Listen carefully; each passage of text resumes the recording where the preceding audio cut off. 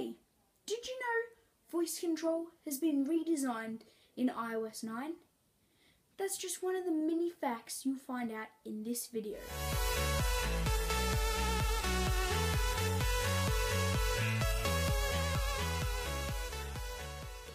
Hello and welcome to 40 hidden features in iOS 9. The first one here is private tabs are grayed out in Safari when you're in the multitasking screen. See, it looks like this and you can't actually see it. It's great. Now number 2 is paste and go. So if you've got a link copied and you hold down on the URL, it will say paste and go in Safari. There's also paste and search if you have not got a link. And you can add websites to iBooks. So if you share it and you tap on add to iBooks, like as a PDF, it will save the whole entire web page, pictures and all into iBooks. See, it looks pretty good, and so you can save any web page you want to iBooks now. There's also a new theme in iBooks which is called Auto Night Theme. So you tap on it and it will be lighter or darker depending on how light or dark it is. So that's a good feature. Anyway, another good one is request desktop site shortcut. If you hold down on the refresh button, it will come up with that. If you don't want to do that, you can also go into the share button and push request desktop site. Next one is custom assistive touch. So if you have assistive touch enabled and you've ever wanted to add or remove icons or change them around, you can now do that in iOS 9. This is helpful for some people but not all people. Now in photos, there's also 2 new folders. There's the selfie photos and the screenshots folder, so it's good for sorting out. And there's also quick dismiss of photos, so if you slide down on them instead of pushing back, it will dismiss them, which is really helpful and quick.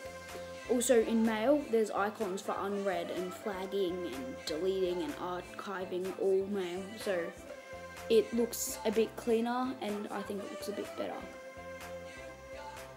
Also, there's shuffle all in music, so you can shuffle every single song of yours.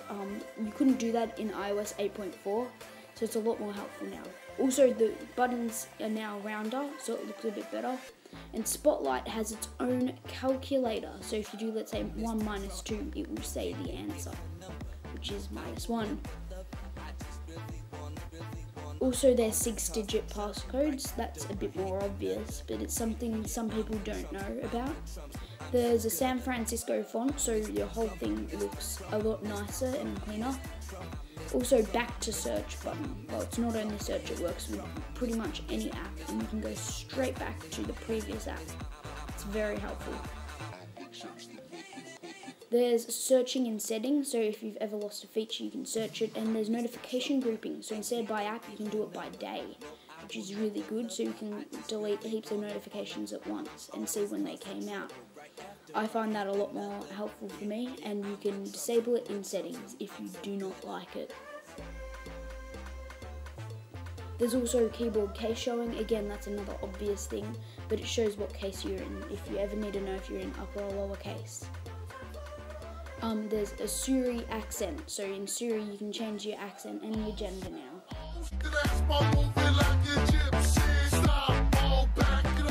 So dictation has also been redesigned. It has like a nicer look, and it's better than the old one in my opinion. Quick select photos, so if you swipe across them you can select multiples at once. It's great if you're deleting lots of them or sending lots at once. And there's new wallpapers. Again, this is another obvious one, but they all look better than the old ones in my opinion. I really like the powder or the coloured ones. You can mark all in Mail now. It's better than selecting one by one. It's very helpful, like all the time.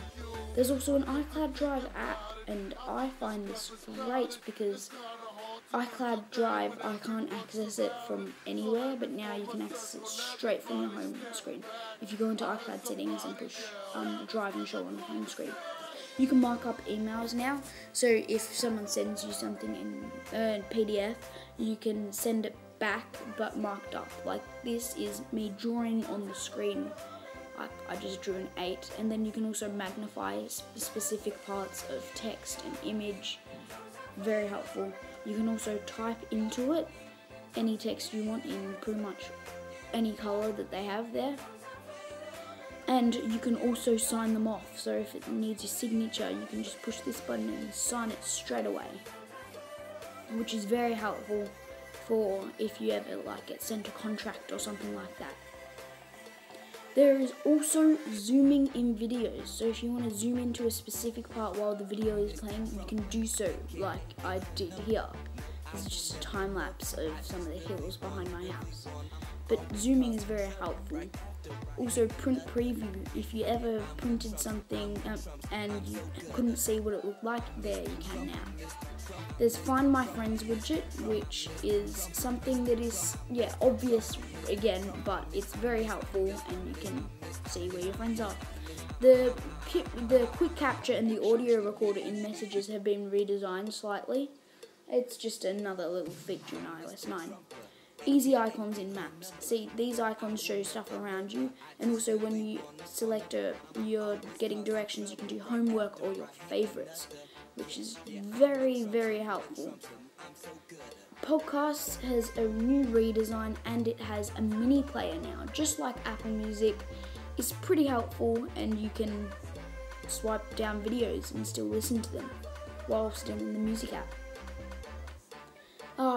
Flight previews. You can now preview flights that are going on just by holding down on the number, and it will show you destination, status, all of this like you can see on the screen.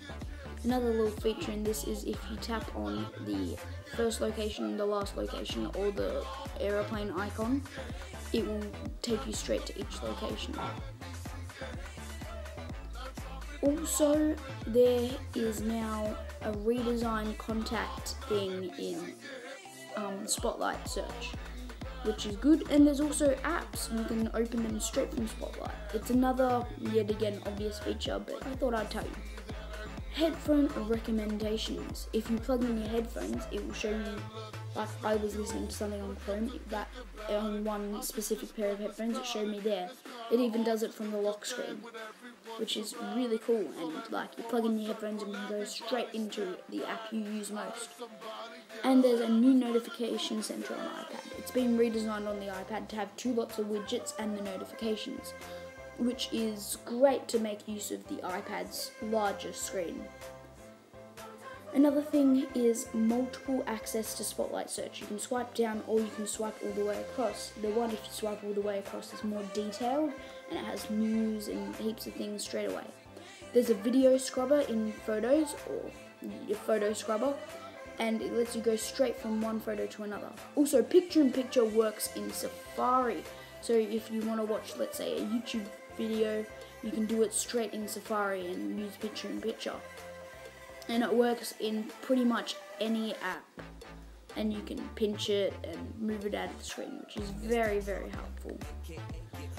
Last thing is low power mode. If you turn this on, you can save up to 3 hours of extra battery life. It's really good. Thank you so much for watching. A quick side note is iOS 9.1 Public Beta 2 released as of the day that I recorded this.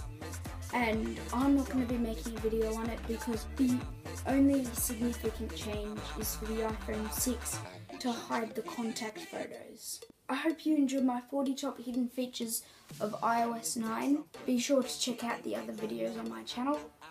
Thank you and goodbye. Hey guys, thanks for watching. But while you're here, please don't forget to like, comment and subscribe to my channel. But again, while you're here, have you checked out these two people on YouTube? They are Ethan and Zach, better known as Magic in table tennis. These guys put table tennis and Magic together and look at the outcome. Mind-blowing.